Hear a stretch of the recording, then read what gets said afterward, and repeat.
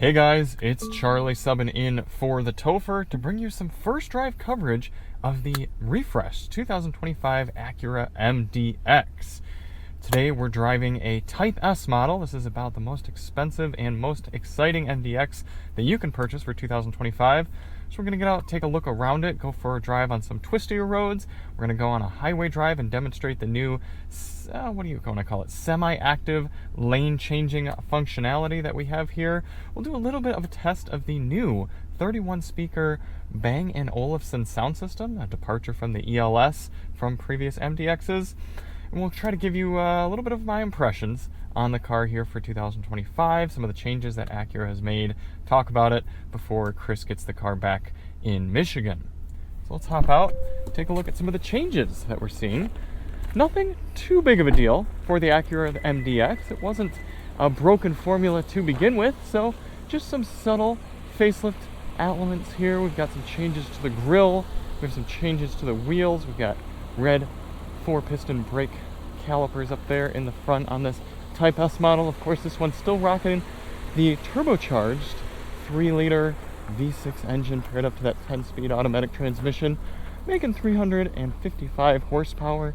Plenty of power for this car, but I appreciate that it's a very smooth power. Type S, despite Acura maybe trying to market it a little bit of a sporty mid-size luxury crossover here, what I think it does best is just the refinement at being a good family haul, or maybe you just want a larger vehicle for yourself. Of course, the MDX offers you a tight third row if you need to store some people back here briefly, but we can fold those down right here and get a nice flat load surface. I think that's the way that many MDX owners are going to use their vehicle. A little bit high of a load height here. We do have some adaptive suspension, but doesn't seem to be a way to drop it down here for us to more easily get into the back.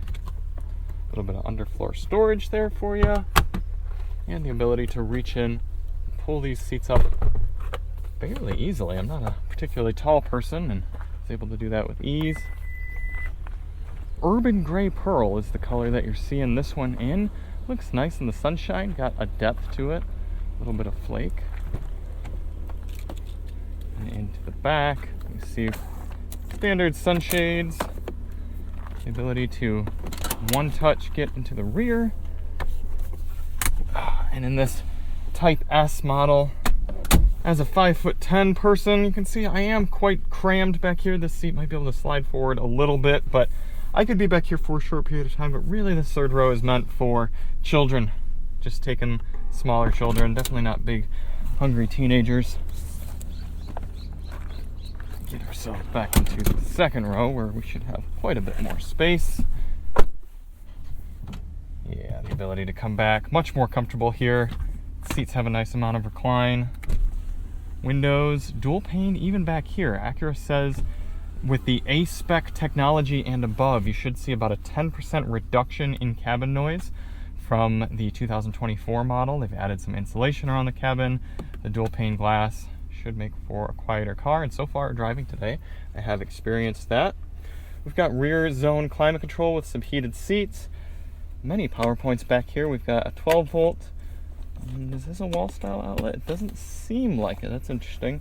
2 USB-Cs though, and of course some air vents. And let's bring this little armrest back down here with some storage and some cup holders. Yeah, nice lighter interior. We've also got a darker interior with some blue accents, but we thought this one would pop a little bit better for you all on camera. And we've got the panoramic sunroof closed right now to keep the sun from coming in, but we'll show you that later on. With the 31 speaker version of the Bang & Olufsen sound system, you're getting quite a few speakers in the ceiling. 1, 2, 3, 4, 5, 6, 7, 8, 9, 10, 11, 12, all above you to add to that 3D effect that you can enable within the sound system.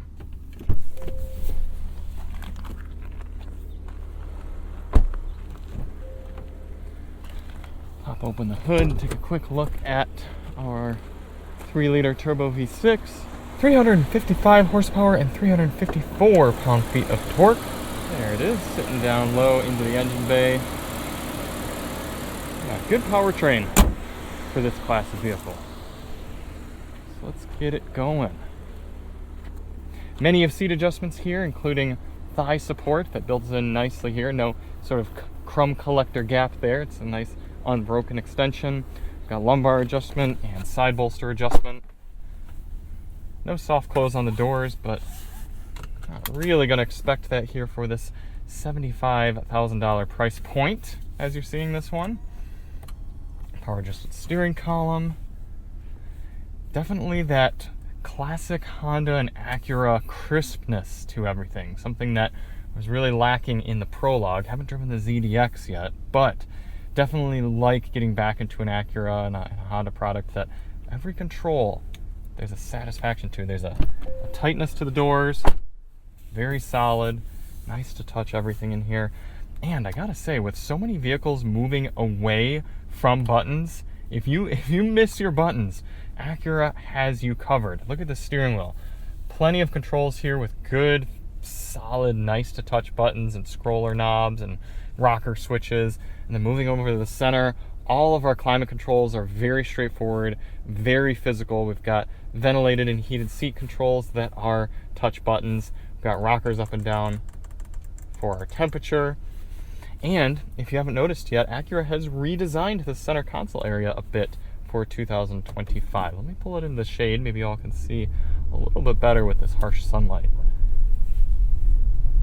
Very light steering, like having that. Look how easy that is. Okay.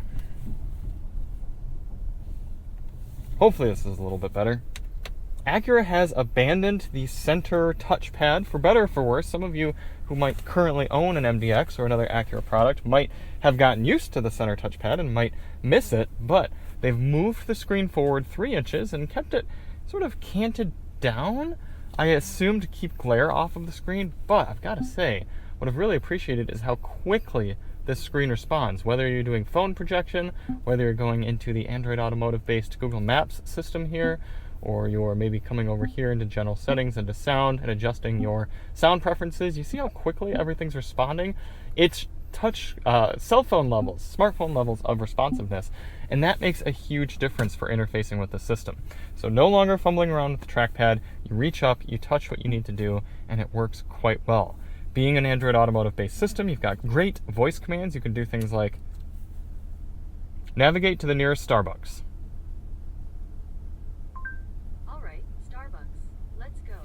Look at that. One button, one command, no pick a number between 1 and 5 to choose which one you want it to go to. Do you want to go to this destination? Say yes or no. No, it simply works. Very, very straightforward. I've really appreciated that. And of course, we've got our Apple device because Chris is going to want me to show you how Apple CarPlay looks. We're going to pair that up here in a moment, but let me go home and show you how Android Auto looks. Now, they said Android Auto and Apple CarPlay would be in a widescreen format. However, we aren't seeing that here with Android Auto. We're not seeing the widescreen setup. As you see, it's loading. We've got a little bit of a higher resolution right here. And we do have sort of this this split screen going on. It's pretty straightforward for Android Auto. But then if we bring up our apps, you can see it's, or lower resolution rather, big, thick, chunky design, not very crisp. So I am curious what Apple CarPlay is going to look like. And I haven't mentioned it yet, but look where the wireless device charger is now for the 25 model. It's so easy to get to. It fits all different sorts of phones. This is an iPhone SE3. You can see it fits nicely in there, and this is a grippy surface, so even though this is a glass back phone, it's staying in there nicely. We'll see how that handles on some of the curvier roads, but it is charging up my device. Now, it's not an actively cooling wireless device charger, so your device does get quite warm. I've had to take my case off of my Pixel 8 Pro just to try to keep it from being too hot. But it does work, and it is pretty easy to get to. There we go, Apple CarPlay working wirelessly, and that also is a fairly low resolution, large format screen. Things are loading up right now. The phone's moving a little slowly because it's wireless charging itself back to life, and our signal's not super strong, but you can see what your home screen looks like. Go in there, you see your apps. As that's getting going, I can see we're totally dead on signal now, so let's go for a little bit of a drive. Right now we are in comfort drive mode. We can select between Lift, Snow, Comfort, Normal, Sport, Sport Plus, and Individual. So a number of different drive modes here in the MDX. But in comfort mode, your steering is so light. I really appreciate that.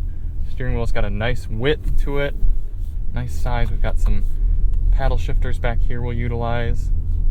Being a mid-cycle refresh, the MDX didn't need to change a whole lot. You can really see Acura's attention and their intentionality listening to current owners and perhaps prospective buyers and hearing the feedback that, hey, didn't love the center console layout, didn't love the trackpad, we want something a little different, we want a few of these little tweaks. So they made it look a little different to distinguish it from the outgoing model. It still looks handsome, but the MDX was a nice formula already. It wasn't something that required radical changing in order to be recommendable. And as I said, regarding all the physical controls, the MDX is a breath of fresh air in this segment. Interestingly, I just so happened to drive a BMW X5 down here to this first drive event outside of San Diego. So I'm very familiar with another leader in this class. And this car I'm in is about $12,000 less expensive than that X5 that I was in. And mind you, it's got a few silly features like M Sport this and 21-inch wheels that and Shadowline dark carbon package whatsoever. But I haven't been any less comfortable or any more disappointed being in this car, even though it costs $12,000 less.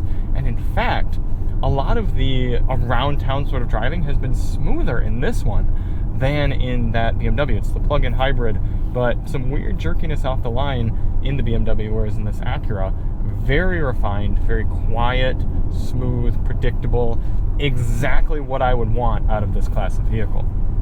Right now, I am navigating using the built-in navigation, but even when I was navigating using my phone projection earlier on, the head-up display was still giving me my navigation instructions, and I find that very important.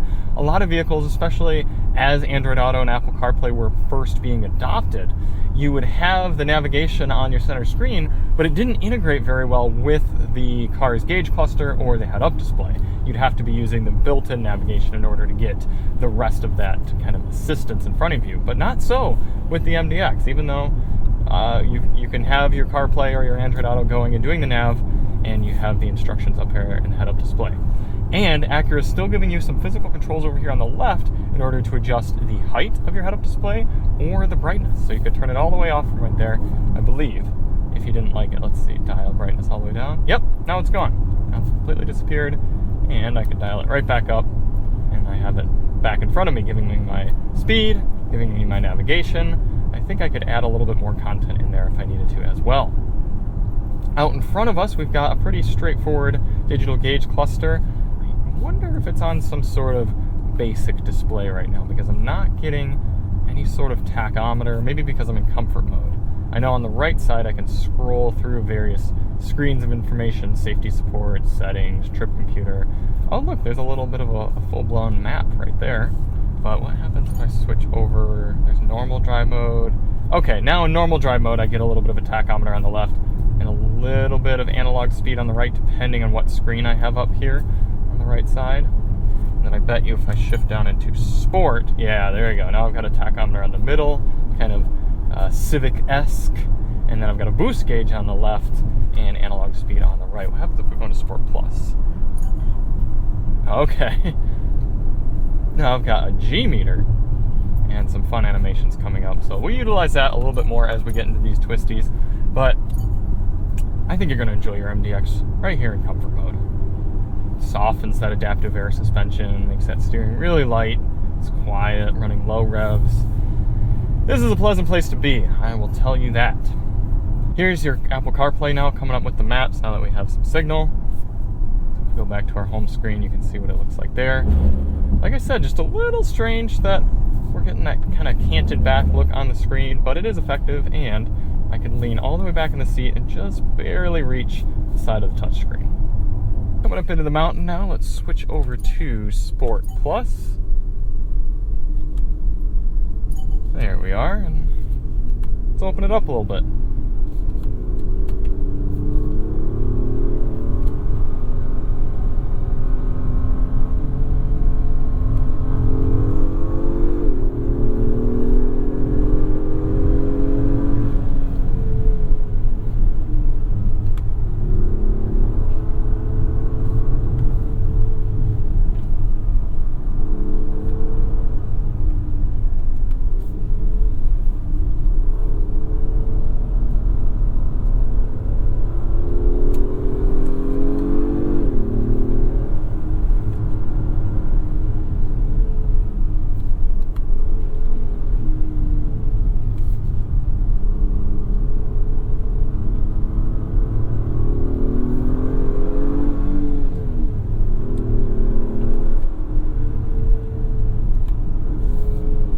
impressed with this 10-speed gearbox. It's responding nicely. The car's actually doing better than I expected also. It's experiencing it in these sort of roads is a bit eye-opening. I actually appreciate the steering feel. It feels Honda-esque.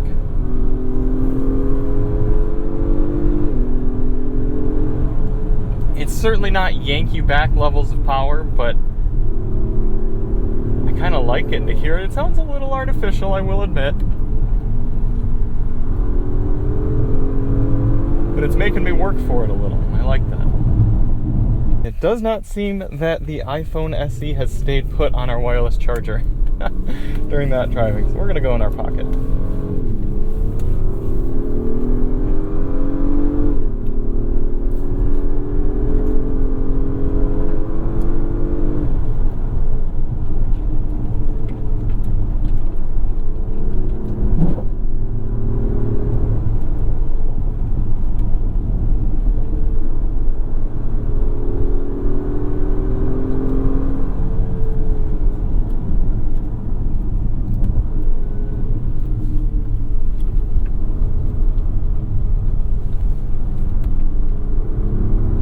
Wow. I'm actually really impressed with how flat this is cornering.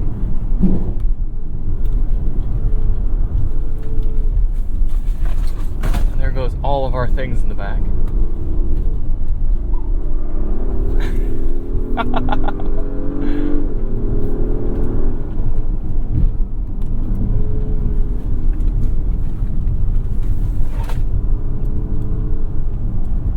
Goodness.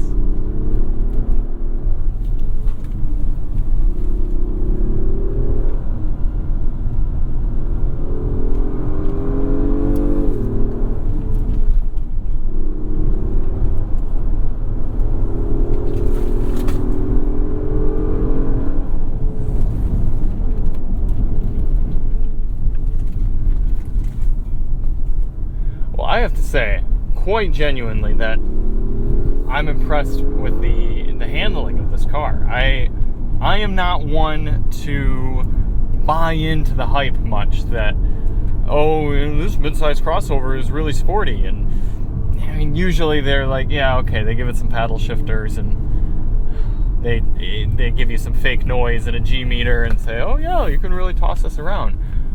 But I am actually impressed with this.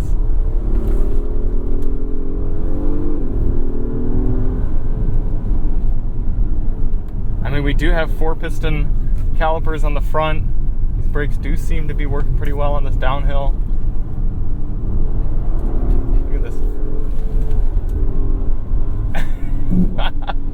I mean, I am really throwing this. I am not easing off. It's not holding gears the way I would like it to.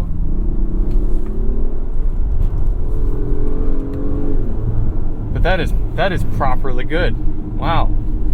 Okay, well, I think that quite takes care of the spirited driving for us. Very nice, very nice.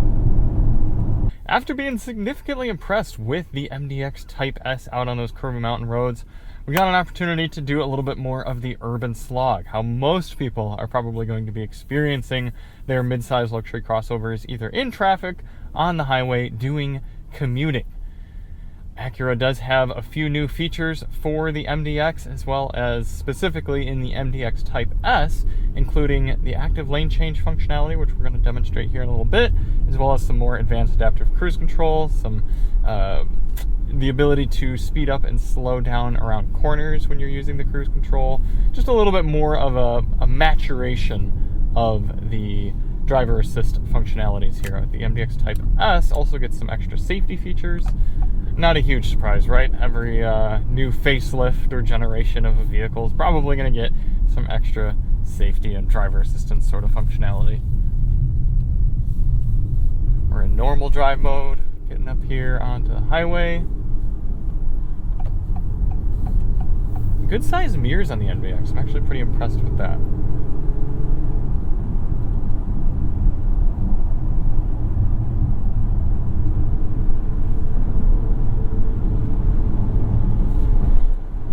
experiencing that extra sound deadening being put in here, even though there's a semi-truck next to me. It's pretty drowned out. Let's slot in behind this ridge line and demonstrate some of the features we got here.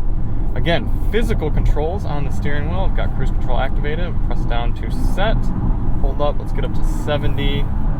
Set there. And you can see we've got active lane keeping. Oh wait, just kidding. I have to I've got to enable it. Press here. Now it's enabled. I got a little icon there. Now we've got active lane keeping. And you can see it's slowing down for this Tacoma. Not slamming on the brakes, but doing a pretty good job there. Now speeding back up, keeping us in the lane. And nope, lane change unavailable, lane occupied. Okay, it thinks that truck is a little too close to us. So once we get a little more clearance here for this truck, I'm going to hold down the turn signal stalk for about a second. Nope, still thinks it's occupied. There we go. I get a little chime. Oh, it canceled it because that Lexus came up on us, but it didn't bring me back into the lane abruptly either. So that was a bit strange. So it doesn't seem like something that's really going to work too well in heavier traffic. Maybe we'll get an opportunity a little bit on here to demonstrate it outside of traffic, but you can at least see how nicely the car is keeping us in the lane. And we've got capacitive sensors for touching the steering wheel. So you see if I don't touch the steering wheel here for a moment, it'll pop up and say steering required. A little bit of just connection of my fingers there, and the steering wheel senses me and it's good to go. Okay, after this Kia Soul, I think we're going to be able to get back over. Let's try... No, that was myself. I think we have an opportunity up here in front of this semi-truck. I'm driving along, and I'm going to push the turn signal stalk for about just over half a second. It's going to chime. It's going to give me a green indication on the lane change, and I'm going to keep a little bit of touch on the steering wheel, and it's going to take care of it for us. Let's see.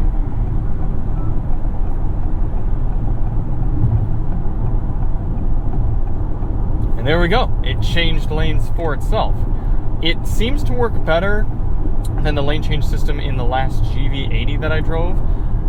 That one, if you gave just a little bit too much or too little steering input, it freaked out. This one seems to be a little bit more confident, but it doesn't quite seem to have the confidence of something like GM Super Cruise. Still, pretty good.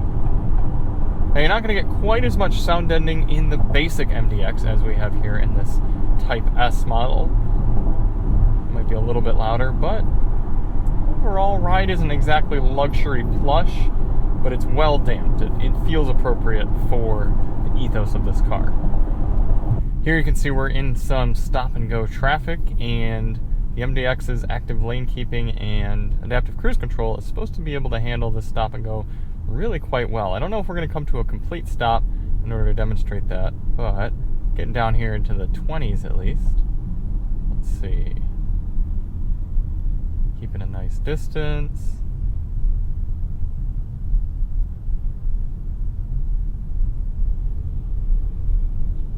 You can see if you do need to go through heavier traffic situations here, you can set the cruise control, you can let it do the driving, and it's not like sitting in the car with a teenager where it's kind of herking and jerking and slamming on the brakes and getting too close to the car in front of you. It's keeping a nice distance, but also it's keeping the distance close enough so that people aren't cutting right in front of you either. You still got to pay attention, but at least it makes it so that it's a little bit more relaxing, a little bit less kind of tense paying attention. You can trust the car a little bit to navigate these situations for you. And while I don't have the TheTopher's usual test tracks, I will play a few of the DM Sound test tracks here in order for you to get an idea of this 31 speaker Bang & Olufsen system.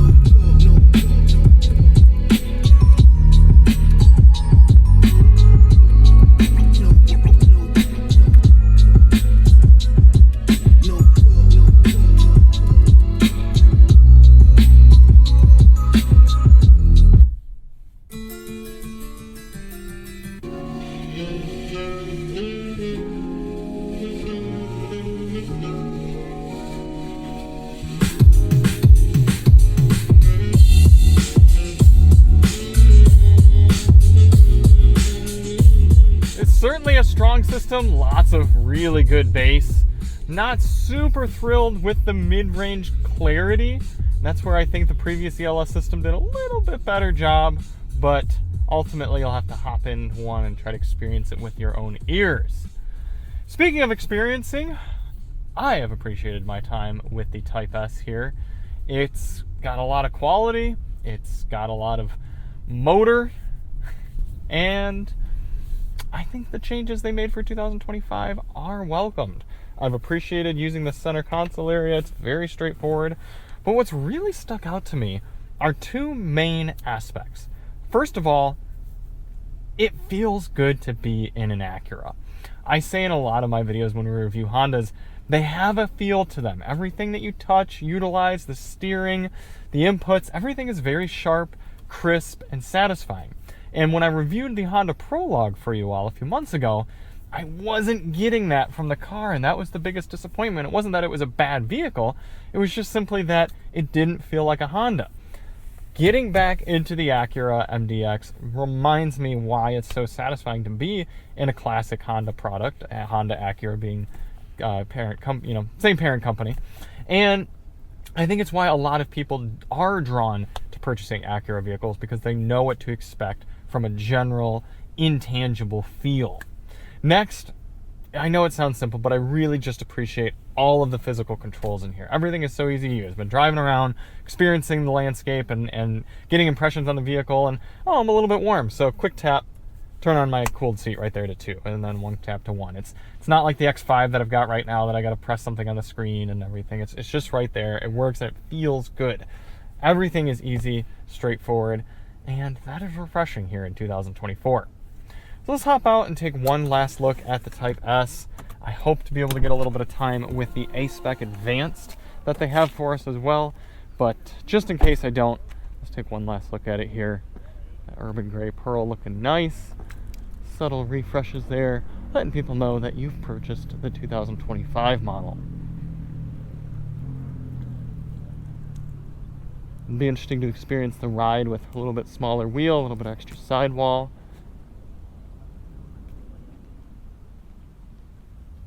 All right, from here we either hop to the MDX A-Spec Advanced or we wrap everything up. So thank you all so much for watching, and Chris, we'll see you on the next one. Getting a quick spin in the A-Spec Advance, which is a new trim for 2025. So before you could get the MDX Advance or the A-Spec and then step all the way up to the Type S, but now you get the A-Spec Advance as an option. This one just a hair under $70,000, about $6,000 less than that Type S we were in. But it gets you a lot of the luxury type features as well as the sporty styling, but still giving you that 3.5 liter NAV6. We get 20-inch wheels as opposed to the 21s on the Type S, normal suspension as opposed to the adaptive air suspension on the Type S, and we only get a 19-speaker Bang & Olufsen sound system, not the 31. But other than that, still very nice in here. So let's hop out, take a look. Very, very blue on this one here, the black wheels. And again, for 2025, seeing some of the updated styling, what they call a more aggressive front fascia, some more blacked out bits, getting rid of the chrome, trying to give the MDX A-Spec and the A-Spec Advance a little bit more of a meaner look as opposed to that kind of crispy, luxurious, chromed out look of some of the other MDXs. But your main MDX functionality here is still pretty similar. Go for a quick spin. Look at this red A-Spec interior, looking cool. Still, of course, get all of the different center console updates that we saw in the Type S. The calibration of this 10-speed is excellent, even with the NAV6. Very smooth off the line. Very smooth shifts as well. We get paddle shifters in this one, just like we got in the Type S. Okay. However, you do immediately notice the suspension change coming from this one out of the Type S. The Type S felt positively serene and very level over a lot of these different bumps, and I'm finding more of a springiness in this A-Spec. Now, it's possible that a non-A-Spec MDX, one of the more basic ones, would be a little softer damped and would maybe not quite feels so springy, but this one, you definitely notice a difference.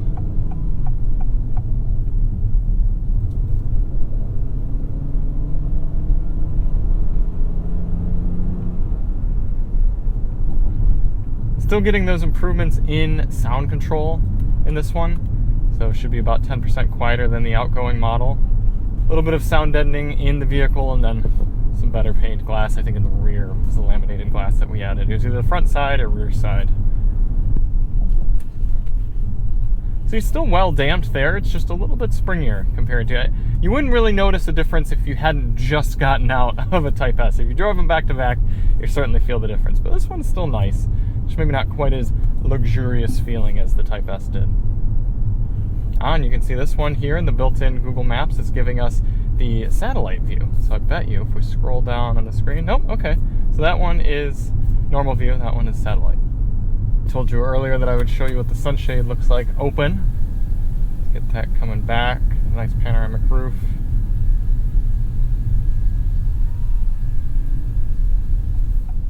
There we go. Nice panoramic sunroof there. Still very light steering. I'm very impressed with that. What sort of drive modes do we get in the... Okay, so we don't get the S Sport Plus mode. We just get Sport, Normal, Comfort, and Snow. No lift because we don't have that air suspension. And despite missing out on a few of the Type S goodies, this A-Spec Advance package is still giving you most of the niceties and a little bit of that go fast aesthetic that you can get here in the MDX. But mostly throughout today, I've just been satisfied with using the car, driving around with this light steering, having the good sound system, and being satisfied with a car that's not trying to be something, it's not trying too hard. It's coming at you very honestly, and I think Acura deserves some recognition for that, because in this day and age of luxury vehicles like the new Mercedes and the BMWs, they're trying to just shove tech in here and trying to do silly things like vibrating seats and a bunch of crazy ambient lighting and super complex tech in order to stand out. But Acura's just giving you a car that's pleasant to be in and to use, and something where everything just works well. That should be applauded. So thanks for watching, everybody. Chris will get this back in Michigan here soon and give you a full week recap, probably of the Type S model, but we'll see. Let us know in the comments which one you'd rather see. We'll try to get him in that first. And thanks for watching, and he'll see you on the next one.